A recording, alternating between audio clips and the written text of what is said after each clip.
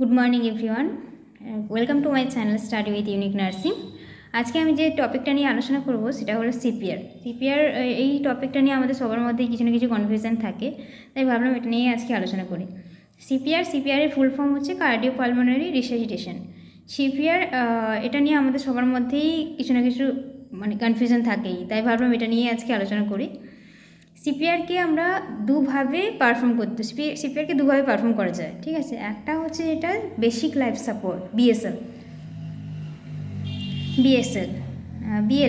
BLS, আর একটা যেটা হচ্ছে অ্যাডভান্স কার্ডিয়াক লাইফ সাপোর্ট, এসিএলএস। এবার বেসিক লাইফ সাপোর্ট আমরা কখন পারফর্ম করব? বেসিক লাইফ সাপোর্ট যখন in case of hypothermia, severe hypovolaemic shock, cardiac arrest, respiratory arrest এইসব যখন হয়ে যাবে তখন আমরা বেসিক লাইফ সাপোর্ট পারফর্ম করতে পারি। এবার বেসিক লাইফ সাপোর্টের যে স্টেপ রয়েছে, প্রথমে আমাদেরকে কী করতে হবে? প্রথমে আমাদেরকে দেখতে হবে একদম প্রথম যে সিন সেফটি, পেশেন্টের সেফটিটা আমাদেরকে প্রথমে দেখতে হবে যে ভিকটিম যে জায়গাটাতে আছে ওটা সেফ কিনা। যদি হয়তো দেখা গেল কোনো অ্যাক্সিডেন্ট হয়েছে, এবার রাস্তার মাঝখানে ভিকটিম পড়ে আছে, আমরা ছুটে গিয়ে ওখানে গিয়ে সিপিআর মোটেও করবো না, ঠিক আছে। আগে ভিকটিমকে একটা সেফ জায়গায় নিয়ে আসতে হবে, ওকে একটা সেফ জায়গায় প্রেস করে রাখতে হবে, তারপরে স্টেপগুলো তারপরে করতে হবে। প্রথমে তাহলে গেল সিন সেফটি, ঠিক আছে। পেশেন্টকে আগে সেফ জায়গায় নিয়ে আসতে হবে। তারপরে কি করতে হবে? তারপরে এইভাবে শোল্ডারে ট্যাপ করে পেশেন্টকে ডাকতে হবে, মিস্টার আর ইউ ওকে, এইভাবে স্পিক লাউডলি। দেন যদি কোনো রেসপন্স না পাওয়া যায়, called immediately for help, that is the activate the code blue হলো। এবার কি করবি? এবার হচ্ছে কী করতে হবে? আমাদের যেটা এবিসি, এয়ারওয়ে ব্রিদিং সার্কুলেশন, সেটা আমাদেরকে পারফর্ম করতে হবে। প্রথমে করতে হবে লুক, লিসেন অ্যান্ড ফিল, ঠিক আছে। প্রথমে পেশেন্টের হচ্ছে এয়ারওয়েটাকে ওপেন করতে হবে। এয়ারওয়ে ওপেনের দুটো মেথড রয়েছে, একটা হলো হেড টিল্ট মেথড আর একটা হচ্ছে জ থ্রাস্ট মেথড। হেড টিল্ট মেথডটা সবচেয়ে কমনলি ইউজ করা হয় যেটা সব ধরনের পেশেন্টের জন্য, বাট এটা কন্ট্রাইন্ডিকেশন হচ্ছে ওই স্পাইনাল ইঞ্জুরি আর নেক ইঞ্জুরির ক্ষেত্রে এটা কিন্তু পারফর্ম করা যায় না, ঠিক আছে। আর যেটা হচ্ছে হেড টিল্ট মেথডটা কীভাবে পারফর্ম করতে হয় সেটা হচ্ছে এইভাবে একটা হাতকে এইভাবে প্লেস করতে হয় আর একটা হাতকে এইভাবে প্লেস করে যে এয়ারওয়ে ওপেন করতে হয়, এটা হচ্ছে হেড টিল্ট মেথড। আরেকটা যেটা হচ্ছে জ থ্রাস্ট মেথড, যেটা হচ্ছে in case of spinal injury risk যাদের রয়েছে বা নেক ইঞ্জুরি রিস্ক রয়েছে তখন জ থ্রাস্ট মেথডটা ইউজ করা যেতে পারে, করা হয় আর কি। তখন সেটা কীভাবে করা হয়? জ থ্রাস্ট মেথডটা এইভাবে থাম্বটাকে নাকের দুদিকে এইভাবে করে এইটাকে জটাকে এইভাবে সাপোর্ট দিয়ে ভিকটিমের রেস্কিউয়ার এইভাবে করবে, ঠিক আছে। এয়ারওয়েটাকে ওপেন করবে। হলো এয়ারওয়ে ওপেন হলো। এয়ারওয়ে ওপেনের পরে কী করবে?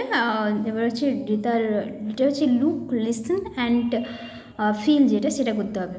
এইভাবে যিনি রেস্কিউয়ার রয়েছেন তিনি এইভাবে হচ্ছে ভিকটিমের নাকের কাছে এইভাবে কানটাকে এইভাবে রাখবে, দিয়ে শুনবে যদি কোনো কোনো শ্বাসের কোনো শব্দ শোনা যাচ্ছে কিনা বা কিছু। আর এইভাবে এই গালগুলোতে এইভাবে গালে ফিল করবে যে কোনো কিছু কোনো কিছু মনে হচ্ছে কিনা, যে শ্বাস আসছে বা কিছু, এইভাবে, ঠিক আছে। আর যেটা হচ্ছে লুক হলো, আর এটা হচ্ছে লিসেন আর ফিল হলো। আর যেটা লুক হচ্ছে সেটা হচ্ছে চেস্টটাকে অ্যাট দ্য সেম টাইম এইভাবে চেস্টটাকে দেখবে যে চেস্টটা উঠছে নামছে কিনা। লুক, লিসেন, ফিল হলো। তারপর যেটা সার্কুলেশন কী করে দেখবে সেটা হচ্ছে পালসের সার্কুলেশন দেখবে। পালস হচ্ছে carotid pulse most preferable for adult and children also, but চিলড্রেনদের ক্ষেত্রে যদি ক্যারোটিড পালস যদি দেখা সম্ভব না হয় তাহলে ফিমোরালও দেখতে পারে। আর ইনফেন্টের ক্ষেত্রে পালসের ক্ষেত্রে ব্র্যাকিয়াল ফার্স্ট প্রেফারেবল, যদি এটা সম্ভব না হয় তাহলে ফিমোরাল দেখতে পারে। কার্ডিড পালস কীভাবে চেক করবে? এইভাবে দুটো ফিঙ্গার নিয়ে এই জায়গাটাতে এইভাবে ল্যাটারালি এইভাবে হালকা করে প্যালপেট করতে হবে। যদি পালস হালকা করে কিন্তু ওটা প্যালপেট করতে হবে, ওটা আবার এমনভাবে প্যালপেট করা যাবে না যাতে এয়ারওয়ে অবস্ট্রাক্ট হয়ে যায়, ঠিক আছে। এবার হচ্ছে যদি ওখানে পালস ডিটেক্টেবল হয়, বাট ব্রিদিং শোনা যায়নি, তাহলে কিন্তু কম্প্রেশন স্টার্ট করা যাবে না, তখন হচ্ছে ওকে শুধু ব্রিথটাই দিতে হবে। আর যদি পালস হচ্ছে ডিটেক্টেবল না হয় তাহলে ইমিডিয়েটলি কম্প্রেশন শুরু করতে হবে। এবার কম্প্রেশন শুরু করার আগে যেটা এফেক্টিভলি আমাদেরকে সিপিআরটা দিতে হবে, ঠিক আছে। এবার কী করতে হবে? কম্প্রেশনের আগে তাকে একটা ভালো ঠিকঠাক পজিশনতে দিতে হবে।